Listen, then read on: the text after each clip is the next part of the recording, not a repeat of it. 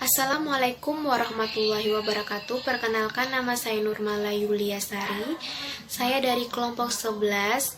Di sini saya tidak sendiri, saya bersama teman saya Aini Nur Azijah. Kami akan menjelaskan materi tentang praktik pembelajaran bahasa Indonesia di Madrasah Ibtidaiyah. Praktik dalam pembelajaran merupakan rambu-rambu untuk melaksanakan kegiatan pembelajaran di kelas.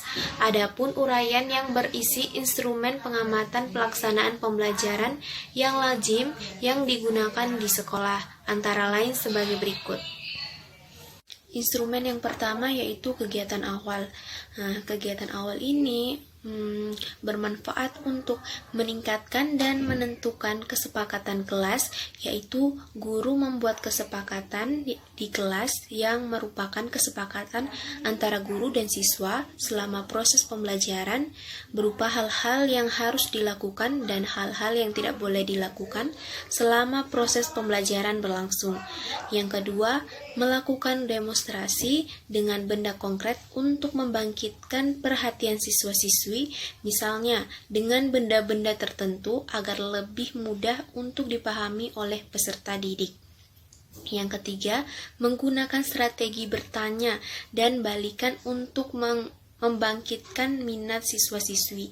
Yang keempat, menghubungkan materi yang dipelajari dengan berbagai persoalan dalam hidup.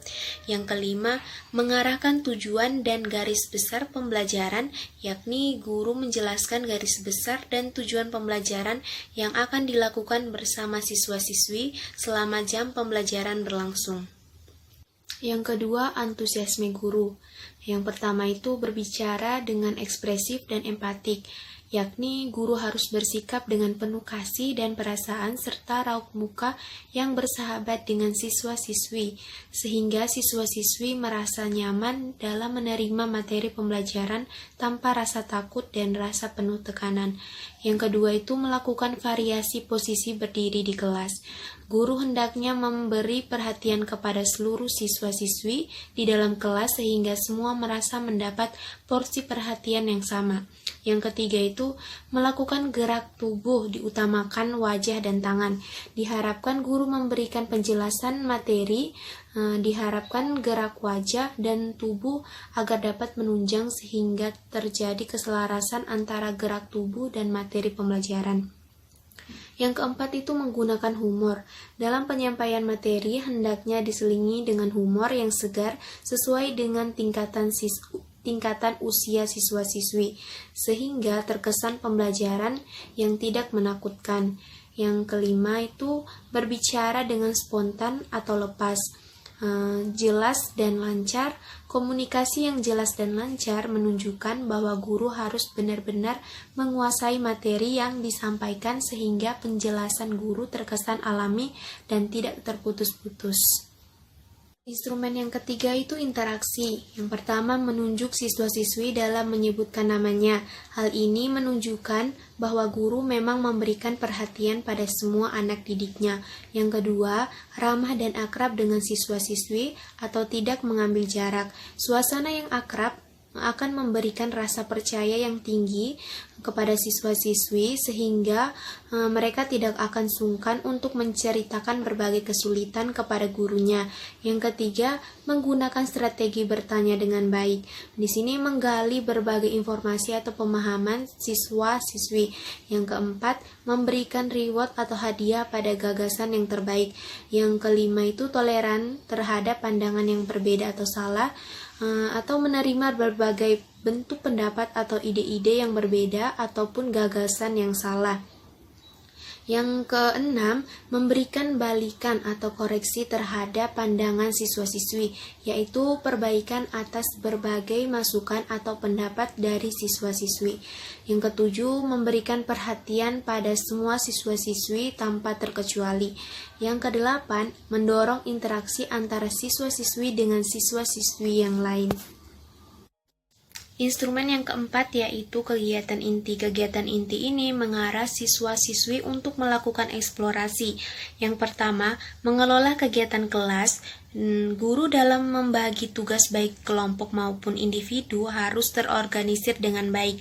Yang kedua, menjelaskan garis besar kegiatan kepada siswa-siswi. Semua kegiatan pembelajaran hendaknya komunikasikan terlebih dahulu kepada siswa-siswi, sehingga aturan dapat ditegakkan secara bersama-sama. Yang ketiga, memanfaatkan lembar kerja untuk membantu siswa-siswi melakukan aktivitas. Yang keempat, aktif memantau aktivitas siswa-siswi. Yang kelima, membantu siswa-siswi membangun konsep. Yang keenam, membimbing siswa-siswi berbagi pengalaman. Yang ketujuh itu membimbing siswa-siswi agar dapat membuat kesimpulan. Selanjutnya akan dijelaskan oleh teman saya Aini Nur Azizah. Baik, nama saya Aini Nur Azizah. Di sini saya akan melanjutkan penjelasan materi tentang praktik pembelajaran bahasa Indonesia di Madrasah Ibtidaiyah yang tadi juga sudah dijelaskan oleh Mbak Nurmala. Materi yang selanjutnya yaitu masih berhubungan dengan instrumen pengamatan pelaksanaan pembelajaran. Instrumen pelaksanaan pembelajaran yang kelima yaitu memberi penguatan.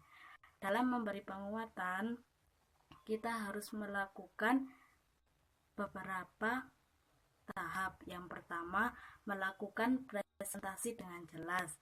Yang kedua, memberikan contoh-contoh konkret dari konsep. Yang ketiga, memberikan aplikasi konsep pada perkembangan teknologi dan kehidupan. Yang keempat, memberikan tekanan pada hal-hal yang penting. Yang kelima, memperluas wawasan siswa-siswi tentang bentuk. Dan yang terakhir, memberikan kesempatan kepada siswa atau siswi untuk bertanya. Instrumen yang selanjutnya yaitu instrumen yang keenam. Yang keenam ini ada kegiatan penutup.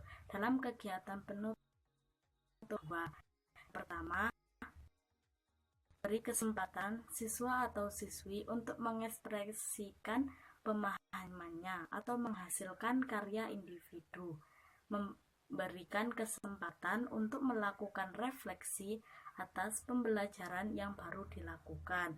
Dan yang kedua, menguji pemahaman siswa atau siswi. Tahap evaluasi ini akan memberikan masukan bagi guru sampai tahap mana tingkat pemahaman peserta didiknya. Selanjutnya yaitu instrumen pelaksanaan pembelajaran yang ketujuh. Instrumen pelaksanaan pembelajaran yang ketujuh yaitu metode pembelajaran. Dalam metode pembelajaran, kita yang pertama harus memanfaatkan berbagai strategi pembelajaran. Cara yang dilakukan oleh guru dalam menyampaikan materi hendaknya bervariasi dan sesuai dengan karakter materi itu sendiri. Dan yang kedua, menggunakan multi metode pembelajaran. Menggunakan berbagai metode pembelajaran sehingga penyampaian materi dapat efektif dan efisien. Selanjutnya, instrumen pelaksanaan pembelajaran yang ke-8. Dalam instrumen pelaksanaan pembelajaran yang ke-8 ini ada pengelolaan kelas. Dalam pengelolaan kelas kita harus yang pertama mampu mengkoordinasi kegiatan-kegiatan siswa atau siswi dengan baik. Yang kedua, mendemonstrasikan kesadaran dan sensitivitas untuk melibatkan semua siswa atau siswi. Yang ketiga, mampu mendorong siswa atau siswi tertib karena kesadaran. Dan yang keempat, melibatkan siswa atau siswi dalam mengelola hasil karyanya atau pajangan. Nah, selanjutnya, kegiatan seperti itu adalah rambu-rambu yang dapat kita gunakan sebagai panduan dalam melakukan penilaian pembelajaran di kelas. Guru yang baik adalah guru yang dapat menggabungkan antara penguasa materi dan mengorganisir segala hal yang ada dalam penyampaian materi ajar di dalam kelas. Nah, itulah sekian video presentasi dari kelompok kami.